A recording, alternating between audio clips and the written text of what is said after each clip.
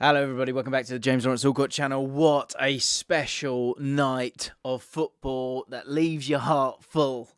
West Ham fans, you've done it. You've won the European Conference League, you've won a major European title, and the celebrations there speak volumes about so much stuff. And there's so many ways of looking at this. I think the first thing to say is, well-earned glory is just the best, isn't it? And David Moyes has been through a hell of a lot in his career. He was finished, absolutely finished, after a struggle at Sunderland, obviously a struggle at Man United, a struggle at Real Sociedad. And then he's picked himself up the ground and gone again. And he now, at the age of 60, I've just been watching it all and obviously drinking it all in. And I'm sure you guys, those you aren't at the game, for those you are at the game, we'll talk about that in a second, you lucky bastards. You lucky bastards. Because that is honestly once in a lifetime.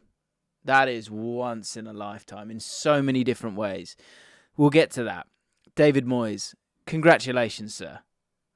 Because you have gone about your business season after season, people thinking you're a joke, people laughing at you, people saying you're not up to it. But it just shows you success isn't linear, doesn't it? It shows you that you got to stick at it. You got to keep going. You got to get off your ass and go to work. And even this season, numerous people, and to this moment, there will be people that saying, okay, yeah, he might win a trophy, blah, blah, blah, but he needs to go now. He's done.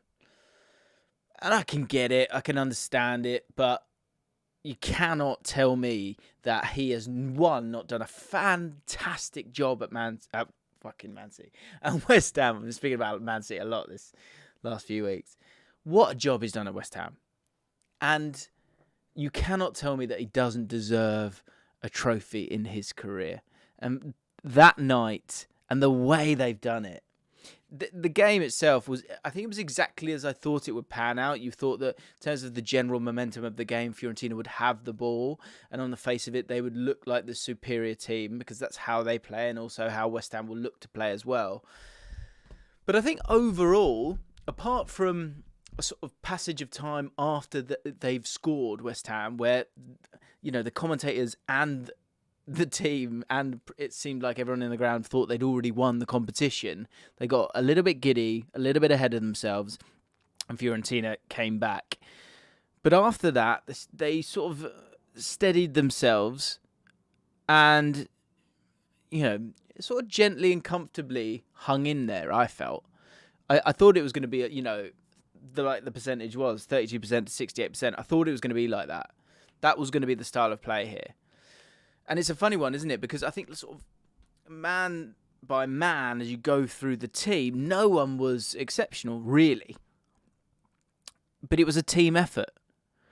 And, you know, when you're talking about a once-in-a-lifetime opportunity to go to Prague, to go into Europe, follow your team when you don't get to follow your team all the time. And it's been a sort of 2-year, obviously, European adventure where they got to the semi-final last year, weren't up to it.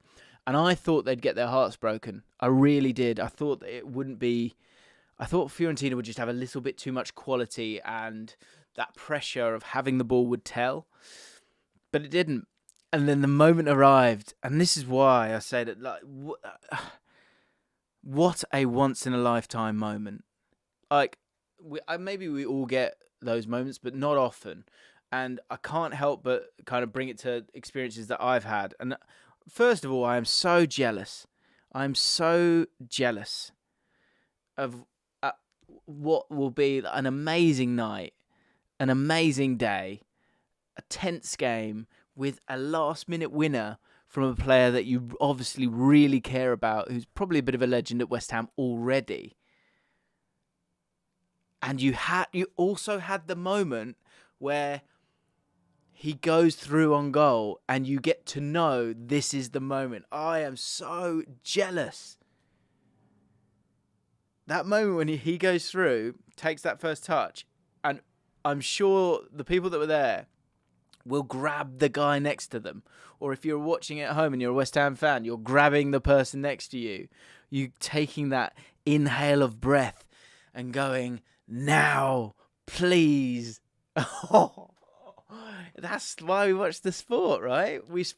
Tonight, watching West Ham tonight, I'm so jealous because it is everything that we sort of crave for as football fans, especially fans of clubs that don't go to finals often, that certainly don't go to European finals often. And the first time in 47 years, you know, you're obviously just desperate for them to win it. And, you know, my mate Nicky Hawkins, chatted to him on the Ripple Effect, go listen to that. And you can hear, and I say it to him in that podcast. So go check out that podcast if you're a West Ham fan. You have to listen to it because it probably sounds so much sweeter now. I said to him at one point, I went, you're desperate, aren't you, for this? He said, I am, Jim. I'm desperate for it. And there's nothing better than hard-earned glory when you're desperate for it and you get what you want. Oh. And what I was going to say was, in terms of me being able to bring it back to experiences I've had, when Bobby Zamora scores that goal, and you knew I was going to talk about it, I'd waited 20 years for that, and it was in the 88th minute.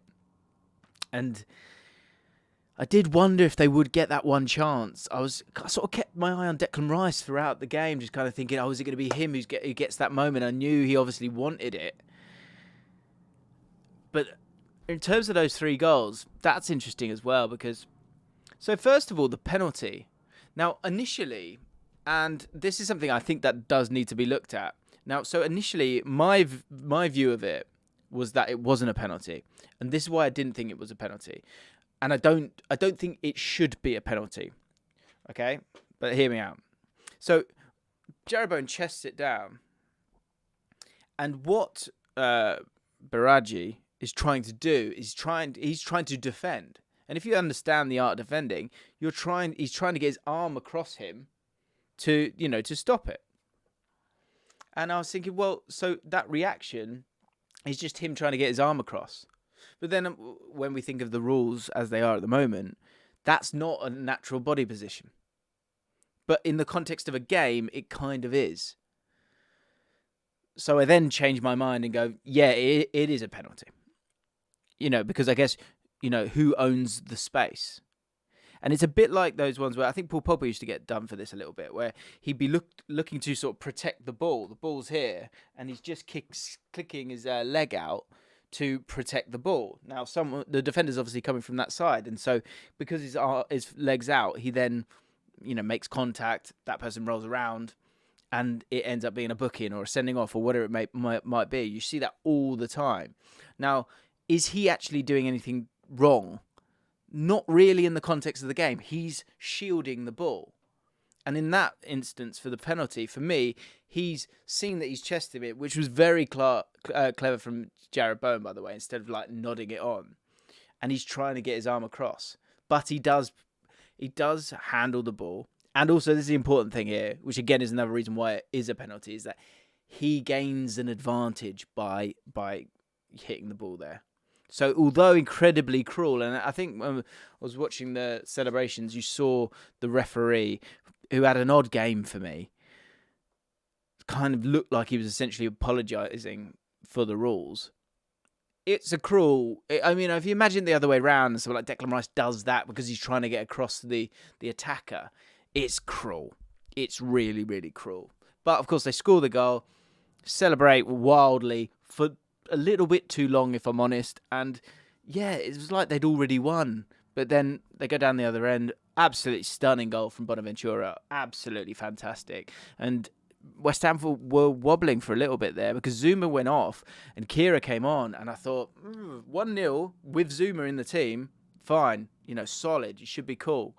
But with Kira in there, who I know has been better, but has been playing in a different position, to come in and play centre back was a bit of a worry, surely, for all West Ham fans. But they stuck to task. They were solid. It really was a team effort. I don't think, when you want to pick a man of the match, you give it to Jarrod Bowen because he scores the goal and takes the moment. But, even someone like... I think in terms of those key moments, I thought Agüero had a good game. I thought Palmeira actually had quite a good game, although he obviously lost that header. But I think that's quite a good, well-worked goal from Fiorentina.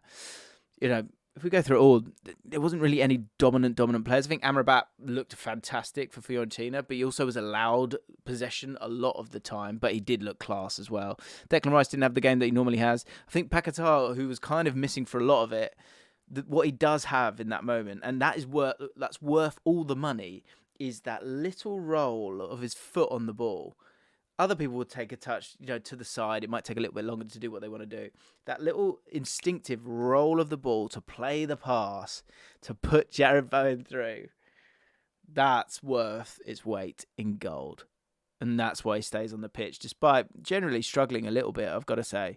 I thought Antonio sort of huffed and puffed, and, it gives you a bit of a foothold in the game, but he also was quite poor with the ball at times.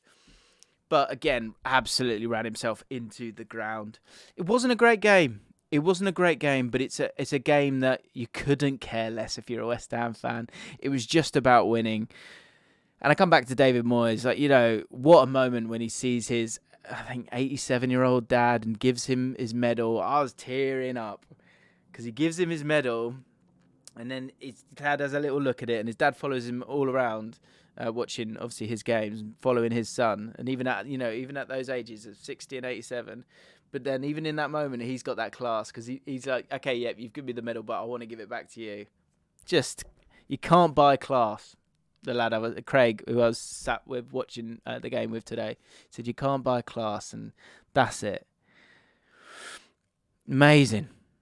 I mean, it's what we'd all dream of. Absolute dreamland for West Ham.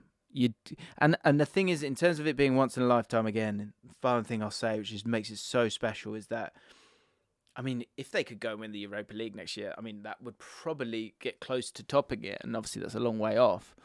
But when you haven't won something for so long, and you haven't had your day in the sun for so long, and then you get it, you get what you wanted for the first time, that's what sport's about. It's that kind of glory. Oh, delightful. Loved it. Absolutely loved it. So jealous. But I think the competition there as well, which we all laughed at, didn't we? We all laughed at that competition. That seems to be the most soulful competition of the three. It's interesting, isn't it? For it to be that third tier competition, yet on both years, Roma last year, West Ham this year, it has meant absolutely everything, which again is another thing that I think is kind of killing the game a little bit, that people turn their nose up at certain competitions. If it matters to you, that's all that matters. And that is what sport is often about, and football's about. Okay, but that's not the biggest tournament. What's the biggest nonsense? Talk about biggest all the time. What matters is that this is a high-profile competition, a competition that they've worked hard for, and they've had that journey and story arc, and they've gone and won it. They've achieved. And West Ham fans, enjoy yourself. Bloody enjoy yourself, because it doesn't come around often, as you well know. And, I think for any other fan, that provides a bit of a dream there, really, because what we have now is this chasm between the Champions League, which even with that Champions League final, we're looking at Inter Milan like they're not worthy, which is a disgrace, really. But, the gaps are getting bigger and bigger and bigger.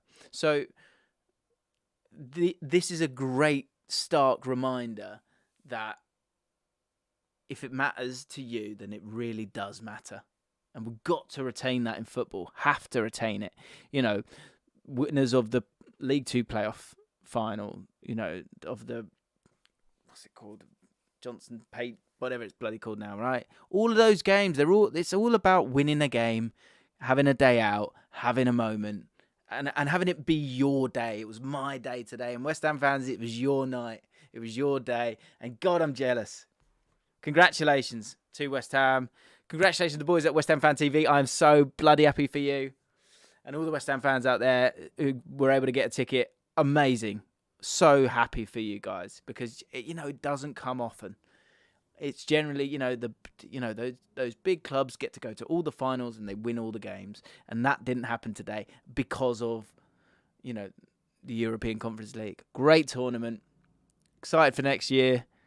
Yeah, loved it. Soulful stuff.